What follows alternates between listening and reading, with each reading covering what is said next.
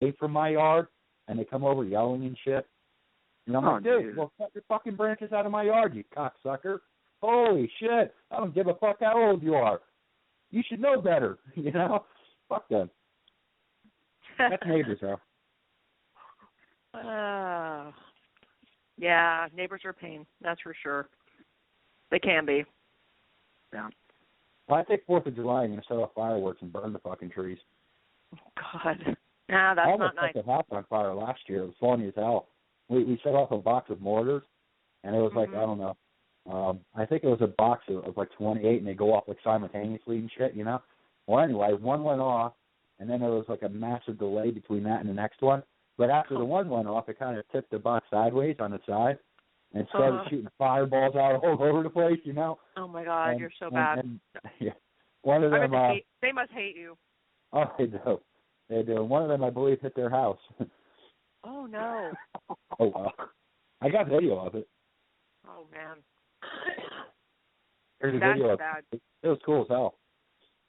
We all hit the deck and shit, you know, because these fireballs were shooting out. It was funny. Wow. Oh, my God. I would not be happy if you were doing that shit next door to me. That is for sure. I would so not be happy. Yeah, it's better to be on Jason's good side. You know, note to people that live next door to Jason, it's better to be on his good side. That's for damn sure. And enjoying the fun that I'm going to engage in, or else, because if you don't, there's a good chance your house might get burned down. God. That's for sure. It's all good, though. It's all good. But, hey, they didn't call the cops on me, so that's a good thing. You got lucky. Yeah, fireworks are illegal in New York. You're not allowed to have them. Oh, really? Oh, well, everybody's got them down here. Yeah, we got to go over to Spain and grab them and bring them back and, you know, set them off. And I guess the neighbors like them because, you know, like I said, they never called the cops on me. Yeah, they probably did really like them, and maybe they were too afraid to, you know, light them off themselves. And hey, I love it when the neighbors have fireworks and light them off. I mean, but you know, I'm, you know, living in Georgia, I'm living in Alabama, and I mean, you know, there's always a bunch of hicks or a bunch of rednecks out there, you know, in Alabama, getting off all kinds of shit. So you know, it was like a free for all out there. So It was friggin' awesome. 4th of July last year, there was all kinds of cool stuff going on. Yeah, it's all good. So, Corcus, tell us about yourself. Yeah. Well, pretty simple. I live in Rush City, Minnesota. I've been here pretty much all my life, over 40 years, and yeah, it's just a small little town. I have my daughter lives with me. She's part of my team, and she helped co-write both books of mine that are out. And yeah. Are you single? Yeah, I'm a single. Well, I'm single, but I have a woman, so I guess I'm single technically, but no, I'm taken as far as a girlfriend. So you gotta treat your females right now like you have diabetes. You know, you can go into a bakery and say that's a nice cake, but you just can't dip your finger in it. Yeah. There you go.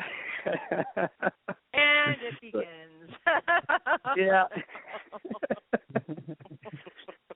Well, good thing you don't have to have a censor button, right? No. There's no. Wait a minute. Oh, there's no censoring the rebel. That's not happening. Yeah. Yeah. So that's. Yeah, and I been doing paranormal investigating since, you know, as far as for clients since 2008. So it's been going on 7 years now. And excellent. Yeah, was doing it with. I started out when I was 16. I met my ex-wife now, and we were together 23 years. I got one of those. Ex-wives suck. Yeah. And we were together 23 years, and she had abilities, and then when we had our daughter, Tatiana, she was born with certain abilities. So that's kind of how we all got into it and worked with the skills. And then as of 2 years ago, I got divorced. So it kind of threw everything in the shambles a little bit with Paragroup. And after it, I was working on the book throughout the separation, but after is when I had my first one published, me and my daughter, and then we just came out with another one a few months ago. And we've been doing pretty good with the books, and we're going to go back to starting to investigate with clients again, starting in 2015. Of course, it'd be minus my ex, but so we're getting back on pace again. You know, it's the last few years were a little rough, but we're doing good. Yeah. Now, before we get on to the investigating part of this particular interview, I have to ask, considering you're divorced, do you get anybody asking you marital advice? It happens to me all the time. Really? It does. It does. I look at him and say, dude, I'm divorced, man. I didn't do it right, apparently. What are you asking me for? Well, some people ask me, I was with her since I was a teen, which is kind of odd, not many people last that long. So it was 23 years. And, I get some people asking me how I did it that long, but not so much for straight-out advice because in all reality, anybody that knows me knows the divorce is pretty ugly. So, they probably, after that, they're probably like, I don't even want to talk to that guy about marriage. But it happens to me all the time. People would come up to me, well, not come up to me, out of the blue, but, they'll wind up messaging me or something like that and say, look, this is going on in my marriage. What do you think I should do, Jay? Really? I swear to God, and I always look at him and say, there's a good chance I may give you. I would never ask you for that. I just don't know why people are asking you. That is hysterical. I love it. It is funny. It is what it is, though. It is. It is. It's all good, That's great. It's great. No, it is. It's fun. That's actually. So, what do you do when that happens, Jason? What do you say? Exactly what I say. I say, look, I'm divorced. I'm not the person to ask marital advice. You got a counselor. I fucked it up when I was married. You know what I mean? Get a counselor. God, fucking get a counselor or something. Yeah, well, that's what I got to do. But it's all good. All right, now we can get on with the paranormal side of what we do. So, Corker, what did any particular incident happen to you personally that made you really become interested in the paranormal? Like, what happened that was the turning point in your life that really made you want to, just get interested in the paranormal and start investigating? With investigating, I started getting interested when I have a pretty typical story that many people in the field have. Like when they were younger, I had a spirit in my house that I grew up in, and what happened is my brother now owns the house, and it still appears. But that got me a little interested in it, and then when I met my ex, she had abilities, premonitional dreams, which really intrigued me. So I was intrigued with that, and over the years, she would predict things, she would write them down, we would diary them every night, journal them, and then when we had my daughter, and she had my daughter Tatiana, and she was old enough to communicate with us, and talk, like a few years old, she had abilities. She was seeing things, she would share things, and that's when it really triggered my interest. Me, myself, I really don't feel like I have, any strong abilities at all. Yeah, not everyone does. Yeah, when people ask me, I'm always like, I'm just a spokesperson, They're the skilled ones, not me. But when she was older and she got them back again, when she got them back again during puberty and then later on in their later teens is when we started digging into investigating. And starting that up. So I would have to say, as far as the answer, as far as what got me into investigating was my ex and my daughter, abilities and what they're able to do. Now, what kind of equipment did you initially plan on buying, and what did you buy to start working in this field? For equipment, we kind of went in. What happened is my brother had bought a haunted hotel uptown here. It's called the Grand House Hotel. It was built by Ulysses S. Grant's nephew. And it was visited by Ulysses during the Civil War and things up here. And that has always been known to be haunted. It's in my hometown. There's been ghost hunt events there and things like that. And since he owned it, I had free reign of it.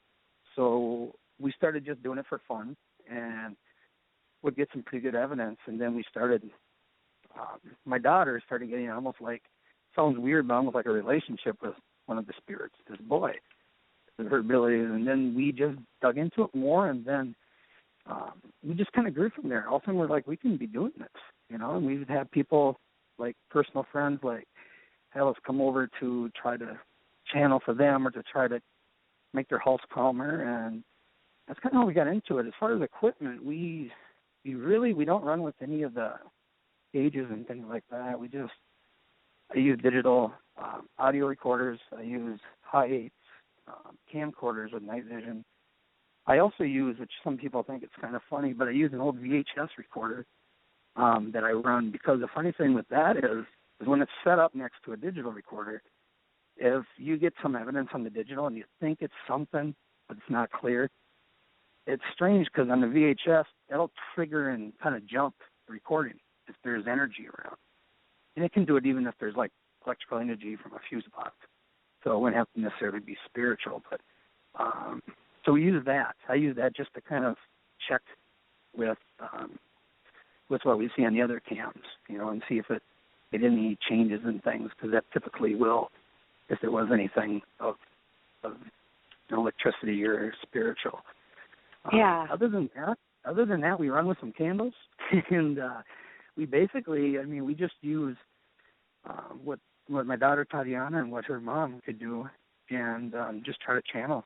Is all we would do. Not any equipment, because when they sit there and they lay down and they try to bring spirits through, the equipment, the beeping and all that really gets in the way. They're concentrating, so yeah, we just run with the recording equipment, nothing to, no EMFs or anything like that. We're kind of a budget group, I guess you would say. Oh, that's okay. There's a lot of groups that, not everybody has, tons of money. There's nothing wrong with investigating old school. We say that all the time. Not everybody can. In fact, Jason is really great, I think, at coming up with really creative ways to have inexpensive, types of tools that people never think of to use, Cool. You got to be innovative. A lot of the crap that, I use has been around for years. A lot of people have been using it, since the 70s and shit. But you don't need nothing expensive at all. And in fact, I do like all the cool flashy gadgets, and I've got all the cool flashy things, but in all honesty, whenever I'm like doing a residential case, or if I'm just doing some backyard investigating or whatever the case may be, I just carry around a fag bag with just a couple things in it, and that's about it. I don't really use a lot of the major stuff. Most of the major stuff I just bring out during events and so forth, so that everybody who comes to these events has something, they can experiment with different types of things. But, as far as when it comes to, just regular, down outright backyard investigating or whatever the case you want to call it, I just got my K2, my camera, my digital recorder. I always keep a compass with me, and that's about it. Pretty basic. Yeah, it's always easier to, go out. I have some fancier, I guess you could call it, types of equipment, but, who wants to carry all that stuff around all the time? When I would go out. Room in their pockets. Exactly. You know what I mean? Yeah. Don't girls have purses big enough for all that shit? Well, I thought you women have a purses big enough, right? We do, but, who wants to schlep that shit around, all night? Yeah. I have a vest with a lot of pockets that I wear, sometimes especially in cooler weather, and I'll put some kind of cool gadgets and shit in there, but, when I would go with my whole group, I would take everything because, there's always people in my group that maybe didn't have a lot of money. And so, somebody would take the K2 and one of the recorders, and somebody would take another recorder, with the parabolic. You know what I mean? Everybody would take a couple of different pieces of equipment, and we would, set some pieces of equipment up, wherever we were investigating that would just, be pieces that we were just leaving there to collect back up later, and, set up cameras that we were running while we were there, with the DVR, and, so we would take a lot more equipment. But when you're, just going to go with a couple of people and you've got to carry it on your person and, personal pieces of equipment, who wants to take all that stuff? It's much nicer to sort of go old school, and you've got to listen to all that stuff yourself and review all that evidence by yourself when you get home. So I actually find it quite funny when you get these newer investigators that start off in the field, And I know a few of them. I do know a few of them. They go ahead and they buy like every fucking gadget